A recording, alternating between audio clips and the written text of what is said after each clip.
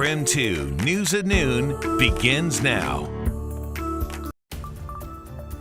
Hi, everyone. Thank you for joining us here at KREM 2 News at Noon. I'm Laura Papetti, and we do begin today with breaking news. The Supreme Court ruling President Trump did not have the authority to impose sweeping tariffs on nearly every country, and now President Trump is fighting back. Here's Natalie Brand with more. Hours after the Supreme Court delivered a blow to his tariff agenda, President Trump held a news conference slamming the decision. The Supreme Court's ruling on tariffs is deeply disappointing, and I'm ashamed of certain members of the court, absolutely ashamed. The president this afternoon announced new avenues for his tariffs. Today I will sign an order to impose a 10% global tariff under Section 122 over and above our normal tariffs already being charged. In the 6-3 ruling, justices wrote that the International Emergency Economic Powers Act does not authorize the president to impose tariffs. It looks like that this is all about the idea that the Constitution gives Congress the power to regulate commerce, that the Constitution gives Congress the power to impose taxes. The ruling impacts the so-called reciprocal tariffs President Trump announced last April on nearly all countries. Small businesses and a group of states brought the legal challenge to the court in November. These tariffs aren't paid by foreign governments or companies. It's American businesses like mine and American consumers that are footing the bill. The majority opinion included 2 of the 3 justices President Trump nominated, Gorsuch and Barrett. Only Justices Kavanaugh, Alito, and Thomas dissented. I'd like to thank and congratulate Justices Thomas, Alito, and Kavanaugh for their strength and wisdom and love of our country. The Supreme Court decision impacts the so-called reciprocal tariffs, but does not prevent the president from imposing sector-specific tariffs under different trade laws, including levies on copper, steel, and aluminum, which remain in effect. Natalie Brand, CBS News, the White House. All right, 2 minutes past noon right now. We're going to take a pause in the day's news, talk about the weather, especially as we head into the weekend. Here's Thomas Patrick. Boy, it was chilly this morning, Laura. In fact, with lows in the teens, single digits, and below zero, as you'll see in a moment. Actually was our coldest morning of the entire winter season. Albeit it's been a mild winter season, but to get temperatures this low is just something we haven't seen so far in either 2025 or 2026.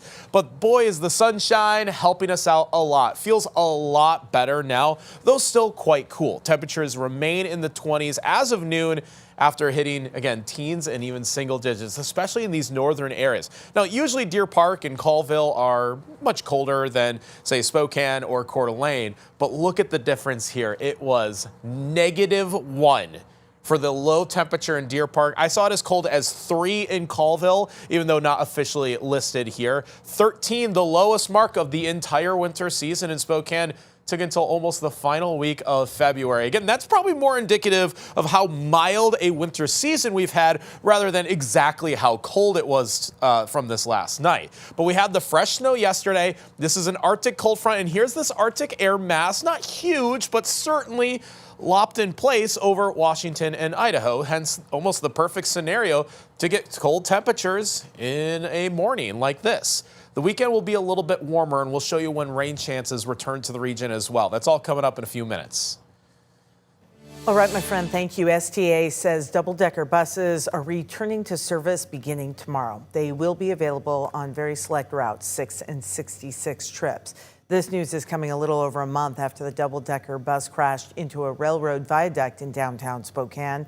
Now, because of that crash, STA took the buses off the roads for a bit, added some additional training for drivers, and some more safety measures. Earlier this week, STA began testing those new protocols. And we do have an update for you in the drive-by shooting that happened on Wednesday night. Spokane police say they have arrested 48-year-old Carl Lindsay in connection with that shooting. So let's take a look at some video. This is from the sheriff's office. They say they received reports about a man shooting a handgun from a black truck near West Maxwell Avenue and North Howard Street. Then additional reports came in of a man with a firearm near North Central High School, pointing it at a driver on Ash and Maxwell. Police say they found Lindsay in downtown Spokane. He then drove away, they say, leading to a chase. He eventually lost control and then crashed into an SPD patrol car. They did arrest him after he crashed again. Right now, patients across the Inland Northwest are looking for a new provider after one of the only allergy clinics across the Inland Northwest abruptly shut its doors. The Spokane Allergy and Asthma Clinic is now vacant, leaving with no warning, according to patients. In fact, one patient says she went in for a normal appointment just 2 days ago, and when she walked in for her follow-up yesterday, she saw the permanent closure notice. Could it have been notified, in time that we'll be closing and here's your shifting versus boom, we're closed. I put a lot of money into it to start, and now I don't know if I'm going to be able to finish. The clinic shared patients will soon receive a letter in the mail explaining how they can get their records and when to pick up any medication or allergy extracts. We did reach out to the clinic to find out why they abruptly closed, but we have not heard back.